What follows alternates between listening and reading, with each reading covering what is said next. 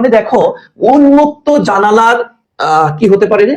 উন্মুক্ত জানালার দেখো অ্যাট হবে নাকি বাই হবে না থ্রু হবে না অ্যালং হবে। এই দেখো এখন তুমি একটু তার মানে প্রেপোজিশন থেকে প্রশ্ন আসছে, একটু খেয়াল করে দেখো এখানে কিন্তু অ্যাপ্রোপ্রিয়েট প্রেপোজিশন না, এটা কিন্তু তোমার কি বলে মিনিং বেসড প্রেপোজিশন। তার মানে উন্মুক্ত জানালার মধ্য দিয়ে যে ভিউটা এটা খুবই মচৎকার লাগে।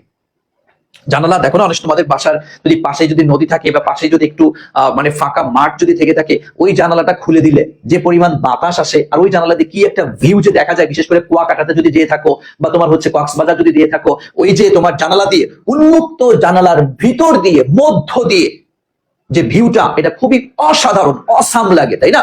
আচ্ছা এখন তোমরা বলো তো, তোমাদের তো মনে থাকার কথা, আমি তো গত ক্লাসে বোধহয় একটা প্রেপোজিশন এই ক্যাটাগরি বুঝিয়েছিলাম যে প্রেপোজিশন মধ্যে জাতীয় অর্থ বোঝাতে প্রায় 7 ধরনের প্রেপোজিশন আছে।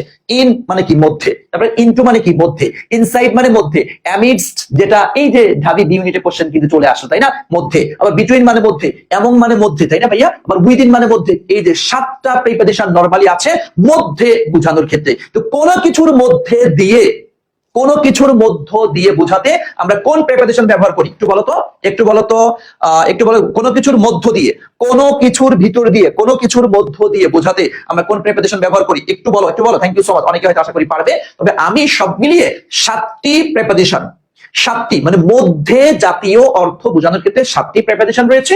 এই 7টি প্রেপোজিশন বলে দিচ্ছি, মনোযোগ দিয়ে একটু খেয়াল করার চেষ্টা করো। দেখো ইন নরমালি স্থিতিশীলতা বোঝানোর ক্ষেত্রে আমরা ইন ব্যবহার করি, যেমন আই লিভ ইন ঢাকা। ওকে, আচ্ছা এরপর দেখো ইনটু আমরা বাহির থেকে ভিতরে আসা বোঝাতে ইনটু ব্যবহার করে থাকি। হি কেম ইনটু মাই রুম, সে আমার রুমে আসলো, বাহির থেকে ভিতরে আসা অর্থে। ওকে ভাইয়া, আচ্ছা এরপর দেখো অ্যামিডস্ট, যেটা এই যে ঢাবি পরীক্ষায় আসছে, হ্যাঁ মনে আছে তো, যে চারদিকে মনে করো ফুলের বাগান বা চারদিকে জঞ্জাল, এই যে ঢাকা শহরের এই জঞ্জাল ঝামটাম এটা ওটা, এর মাঝখানে রেস্ট নেওয়ার জন্য ছোট্ট সুন্দর একটা পার্ক তারা খুঁজে পেল, চারপাশে কোনো কিছু মাঝখানে, এরকম বুঝাইতে আমরা অ্যামিডস্ট এই প্রেপোজিশনটা ব্যবহার করে থাকি, বলেছি তোমাদের, তাই না?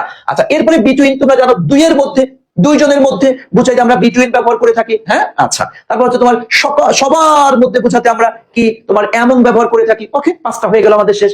এরপর রয়েছে ইনসাইড, তথা আমরা কোনো কিছুর ভিতরে, সেটা কেমন? ধরো ওই যে আমরা ইয়া ব্যবহার করি না, ধরো এই যে ঘড়ি আমাদের একটা কি বক্সের মধ্যে ঢোকানো থাকে, inside the box, the was inside the box, যে ওয়াজ যে ঘড়িটা বক্সের ভিতরে ছিল, এরকম ভিতরে থাকা অর্থে আমরা ইনসাইড ব্যবহার করে থাকি। আর একটা হচ্ছে যে আমরা এই তুমি কিন্তু 5টার মধ্যে আসবে স্যার, 3টা স্যার 1 ঘন্টার মধ্যেই ক্লাসটা শেষ করিয়েন, স্যার স্যার আমার তো এরপরে পড়া আছে অন্য এসে স্যার 1 ঘন্টার মধ্যেই ক্লাসটা শেষ করিয়েন, বলো না? এরকম বুঝতে আমরা উইদিন এই প্রেপোজিশনটা ব্যবহার করে থাকি। তাহলে সব মিলিয়ে 7টি প্রেপোজিশন আমি তোমাদের ক্লিয়ার করে দিলাম। কারণ এই 7টি প্রেপোজিশন দিয়ে ভাইয়া প্রতি বছর কোনো না কোনো জায়গায় একটা কোশ্চেন তোমার হয়েই থাকে। আশা করি তোমরা ইনশাআল্লাহ পারবা। কি ক্লিয়ার? একটু বলো ক্লিয়ার, একটু বলো তো ভাইয়া। আমি কি তোমাদের কাছ থেকে জানতে চাই, এখন কি তোমরা এখন কি